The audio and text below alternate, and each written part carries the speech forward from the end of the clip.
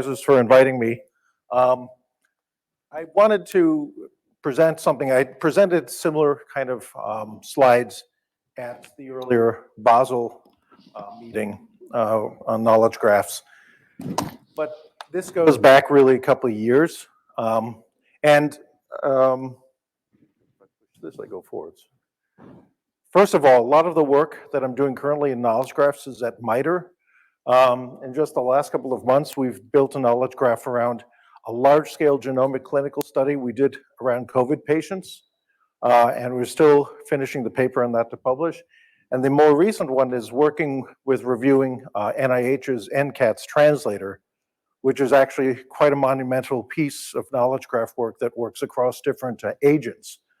But my background, and the reason I have an interest in ontologies is, I hate to admit how long ago it was. In 1998, we had the first biontologies conference at ISMB. And this was in Montreal. David Benton, Robin McIntyre, and myself were the guys that started it.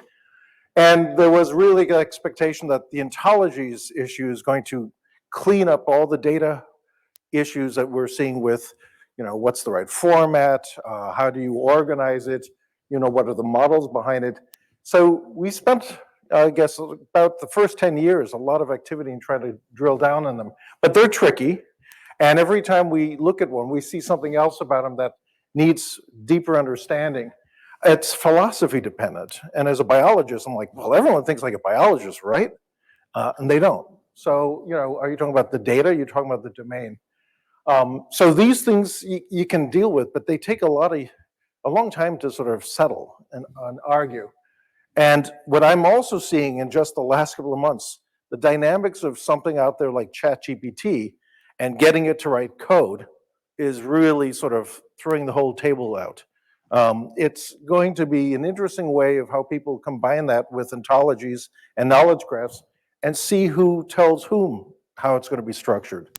But the other thing is that you can have multiple ontologies that pretty much say the same thing, but they have very different edge relations.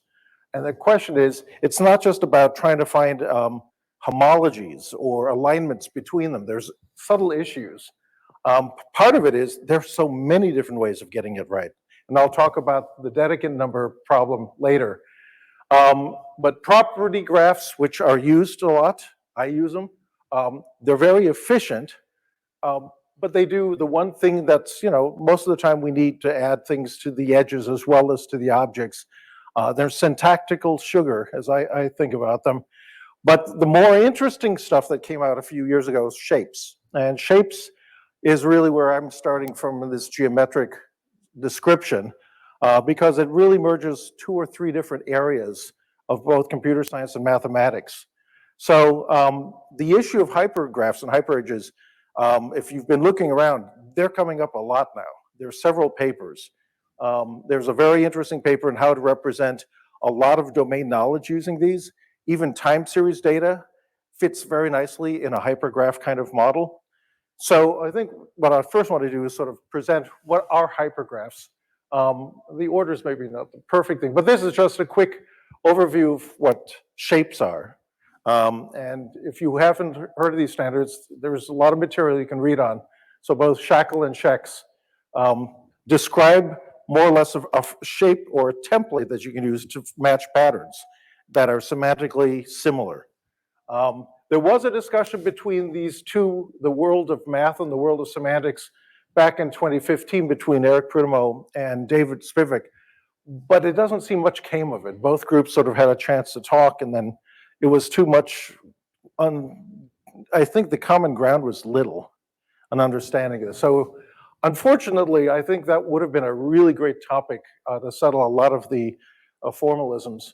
But going forwards about this geometric point of view, there are many things that don't quite fit an edge model.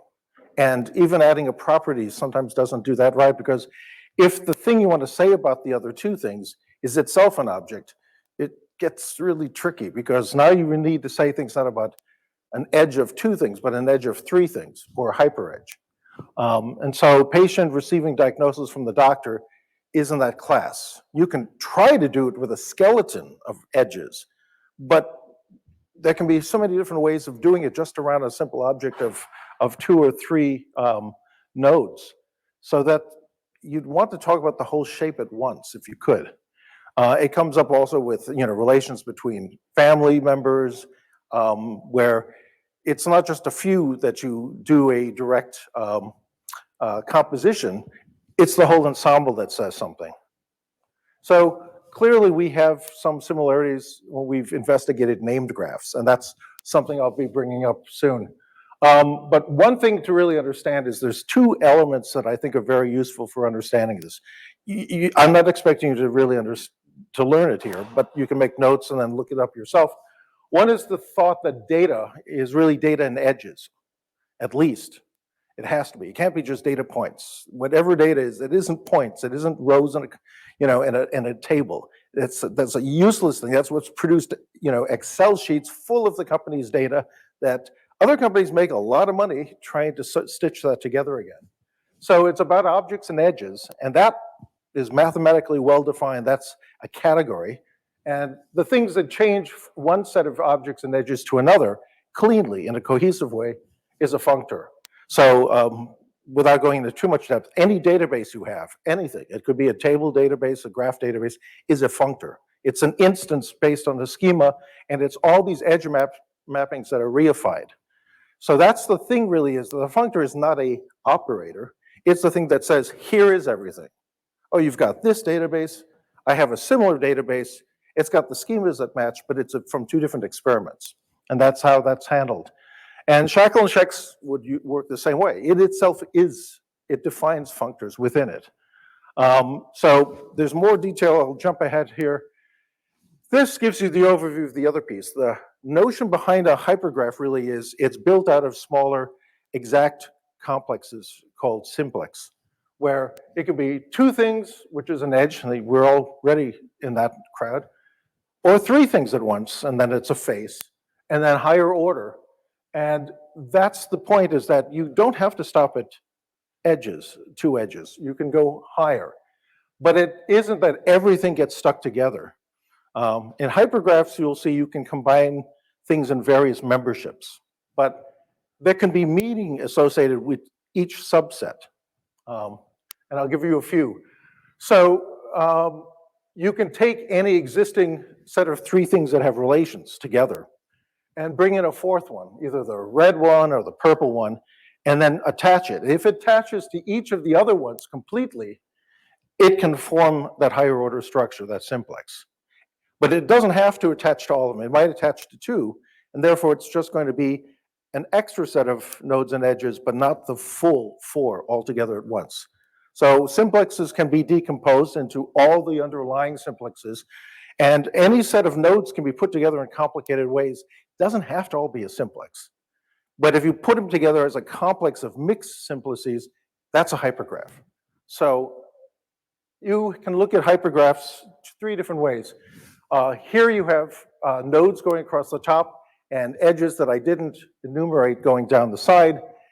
Any combination can give you a unique edge in that group. And you can see you can have the entity by itself, you can have things with 2, you can have things with 3, and anyone who knows sort of the power series, this is going to be 2 to the nth. That's the number of possibilities of subsets. And so you can, if you need to, have that many hyper edges. But the other way to visualize it, they're equivalent, is you've got these inclusions, these memberships that overlap in certain places. And if it doesn't look similar, that's good. You're thinking at least how that would relate. But the standard way of looking at hyperedges and simplices is a real boring kind of circular model with wires going across everything. It's so semanticless, it looks terrible. But you can imagine those 3 things say something particular about a protein and its interaction with other factors. This one might go about a set of processes with these proteins that's in a particular part of the cell, and then this here could be the combination of some of those that go between cells. So each one of those colors is a hyperedge. It gets an ID. And Just the things it connects to is enough to define the semantics. Just going over back again to looking at hyperedges and properties. Any entity that has multiple properties is basically that main node and the arrows that go off. Now, they connect to simpler things. They connect to sets and numbers and strings, but that's pretty much, it's built out of these stellar sort of structures.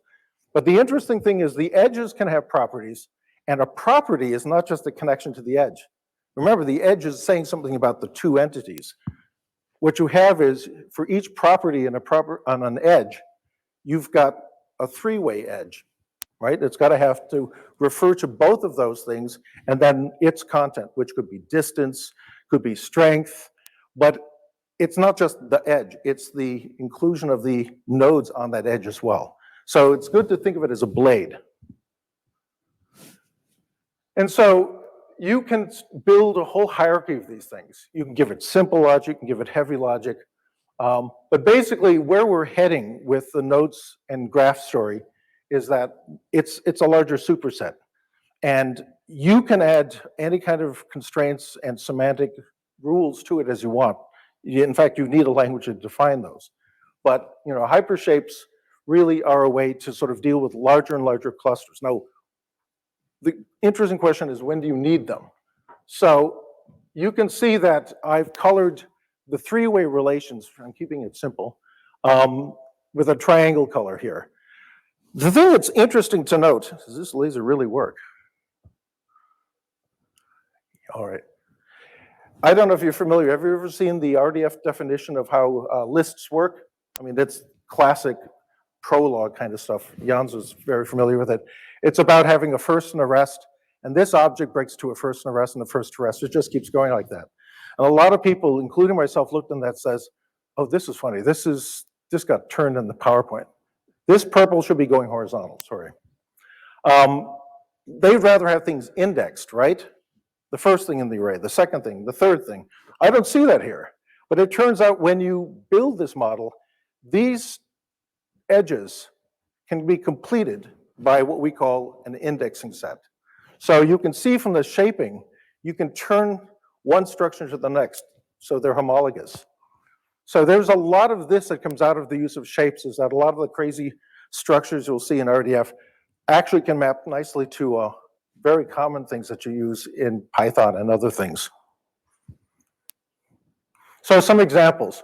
So using basically a friend of a friend and a few extra little tricks with named graphs. Oops. I defined here a few edges that themselves are entities, they're named graphs, and they consist of, underneath, these subgraphs, which are the nodes. And you can give it, here's the representation of that edge.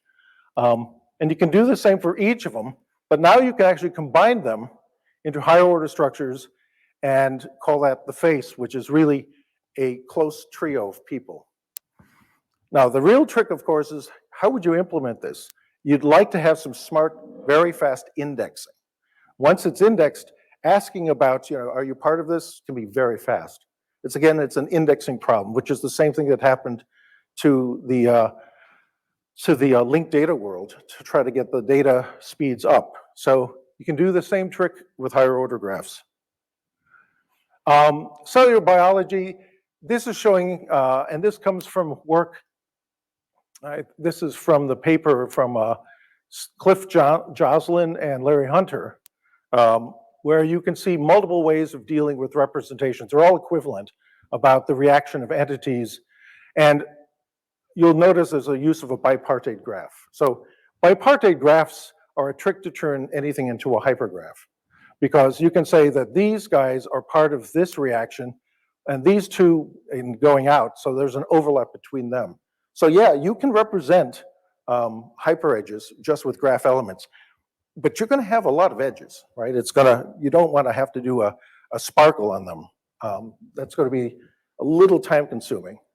But you can see also that you can represent the whole sort of notion of metabolism with these objects, where instead of trying to write it as all nodes that have these funny relations, the edge itself is now working like a node. So the complex between a substrate and an enzyme is SE, and it's not a node, it's the edge. That includes those 2 points. The same for the product. And then you've got the edge that is really the reaction, the catalytic reaction that goes from substrate to enzyme. Substrate, actually this should be P here, substrate to P in the presence of that. And the shape there now, it's not a dead shape. It actually has an orientation and an action. So this thing takes what was here, turns it to this complex by that action. So you can define processes and things that go over time very nicely with them. If you start to play with the stacking of these, this is edge-oriented. That's what it looks like when you put cascades and composition together. A little bit messy, but it's much more compact when you use just a 3 edge on top of the process. In this case, you're passing the product into the substrate, and here the product itself is the enzyme of the next one. So it's a very, very simple pattern that you could use. You could do queries of all sorts with something of that sort of nature. All right. This is one that I got from Jan's when we talked a few months ago on it, and still have been thinking about it. Maybe we'll have a chance to go over this some more. Dealing with transactions, you could have an investment that involves the person getting the money, the investor, the bank, and the location, and turn that into a for object. And if you connect them by what they have common between them, let's say the investor and the bank, they can stitch together, and now this whole ensemble, you can hop between those 4 simplices. Actually, they're called 3 because it's n-1. But you hop now without having to go through as much stuff. You get into one, and you can go over in particular ways. So hopping is a way to make queries more efficient and using rules. So if you have banks that are uncommon, like this one here, let's call it Silicon Valley Bank, you can find the trace of all these things very nicely. So here's something that each of us had to deal with. We come in to molecular biology with all this knowledge, and everyone just asks, but what does the gene do? What disease does it cause? And of course, the gene doesn't cause the disease, but that's what they want associated in this table in a pharmaceutical company. So this is, I remember, a topic that Tom and I at Beyond Genomics went over and over again. So, okay, so this guy, yeah, disease phenotype associated with it, but that's not really what's behind there. What you want to do is, though, take all that knowledge you have about molecular biology and project from it all things. Now, this is my set. Yours is probably very different, but you can see where I was going with it. And then we use the dual trick with saying that if the gene has its own variant, then it does all this in parallel, right? And so this has now got 12 vertices. Maybe you don't want all of them, you want only 4 of those. But that now is an entity that you can describe very simply because you've already agreed on most of these relations. The whole ensemble, even if it's these 3 or going across here and then to here, it's all well defined in that single object. So that named graph has all these other subgraphs within it that you can compose. The problem is when you think about how many combinations you want to go, it turns out to be a really big number. It's not just 2 to the 12th, it's 2 to the 2 to the 12th. And the reason is the membership is for forming one hyperedge, remember? But how many combinations of hyperedges do I want to use for my semantics? Well, how many are there possible? Well, 2 to the 2 to the 12th. And so let's say that the problem of trying to find the right ontologies, the right grouping of edges, that's why we're having trouble. I mean, most of those we throw away, but we're still struggling with the top few, and there are a lot of them. So I think, where this comes from, actually, nice work over 100 years ago by Dedekind, one of the sort of early computer science, actually math logic guys. And what you can see here is if you have just 2 variables, an A and a B, that are Boolean, it's there, it's not there, you already get 6 different possibilities of how they can be active or not active. This node is an and between A and B, this one's an or, and these are the other partial ones that are under it. It's a classic sort of chaining of these relations. But if you have three, just three, it starts to get very hairy. And here's the count. They don't even know what the number is beyond 9. It's too big. So just with 8 objects, you've got all those different logical groupings that are possible. And if you want to capture most of those in semantics, good luck. So there's a problem there. And the idea is maybe we don't try to solve them all. We try to sort of organize these into larger chunks where we have some common agreement, and each of our different ontologies can map on that pretty easily. Then it does the trick. So we can use these hypergraphs and the hyperedges as fiat, as an intermediary for making, so there's a reluctance in this, right? It's taken 20 years to get people to accept graphs in companies. Why throw hypergraphs in them, It's like, good luck. But there's several reasons. The work is starting to happen. People are not as scared as before about these computer representations. And there's issues around AI where one of my interests is using this as an interface between a large language model. And you can see people are already doing not just graph neural networks, but hypergraph neural networks. My feeling also is that the intermediary stuff that comes out of these large language models actually is much easier to compose as a hypergraph than just a graph itself. And that's the kind of stuff I'm experimenting on myself to see if that gives me any advantages. Who knows, maybe that blows up too. But these are the papers behind it if folks are interested. And thank you.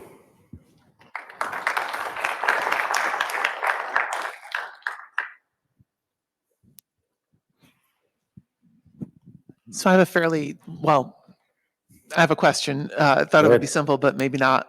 So you say that, with hypergraphs, everyone can, you can define your own semantics for it. Yeah, you could try to bend that. I mean, let's say this: you've got a tetrahedron. You've defined. Right. Somebody else has got their tetrahedron or the pentahedron, and you say there's a way to align them. Yeah, but you still have to interpret each tetrahedron in some consistent way. And my concern is, how many years did it take for us to come up with a consistent interpretation of RDF with just subject, predicate, object? Well, that was the hard part. So here's the cool thing about what we learned in RDF. We tried to make everything with these edges that were singletons, right? Everything is the same. You have the same relationship for very different instances of nodes. And then we ran into, well, I want to say something a little bit differently.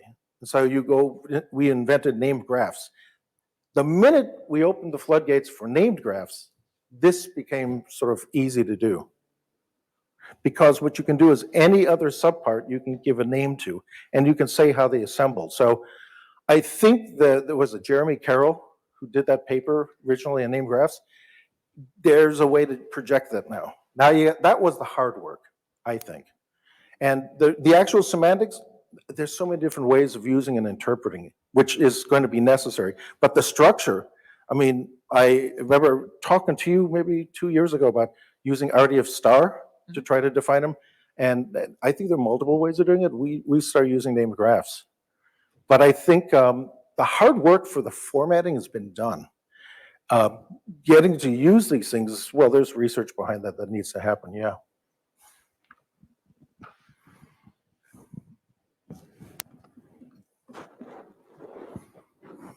Let me pick up on Jamie's question. So do you think that we can do name graphs in RDF star and achieve what you want to achieve? Yeah. I mean, the thing to do is write it and do some inference or query rules on that. And that shouldn't be that hard. That should be like a couple of weeks of putting together a simple paper. Yeah. I think that was a challenge when you started this idea with Jeremy Spivak a couple of years ago, is that the tech wasn't there yet. And so that was what was my concern, was you're going to have to invent an entirely new tech stack. I don't want to do that. Yeah. Good. No. I want to use what's there. Yeah. And there might be shortcuts. There might be, syntactically nice things, but they're all consistent. That's the hope. But yeah.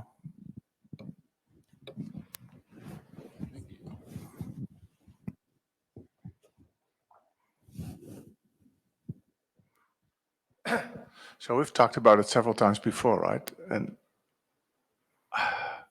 I think RDF does all of this already, right? I mean, I talked to you about a bunch of use cases that use hypergraphs. If you interpret them that way, right? And Yeah. I think you can, I prefer the approach of intermediate objects. So instead of named graphs, you can have intermediate, like the thing you showed that I provided, right? You can just model that with an object that represents its hypergraph. Yeah. Yeah, there's some very easy ways to represent it and make it work if you have it all consisting of edges. The real trick, the advantage, is instead of having to do individual SPARQL queries and reasoning, you should be able to do higher order jumps. Now, jumping between name graphs is doable, but why would you want to? This gives you a basis of why you want to do it and what you can get out of it. If it's indexed well, it's fast. You know, that for me is really the tough, is the implementation is the trick. But I think, yeah, you can do that just with one of those representations in RDF. It'll work.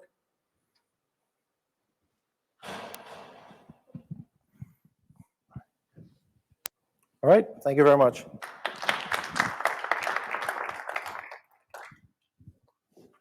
All right, and now it's lunchtime. There should be lunch, I have no idea where, somewhere, around the corner. Hi. We start at 1:30, yes. All right. Oh! Thank you, everyone. Thank you.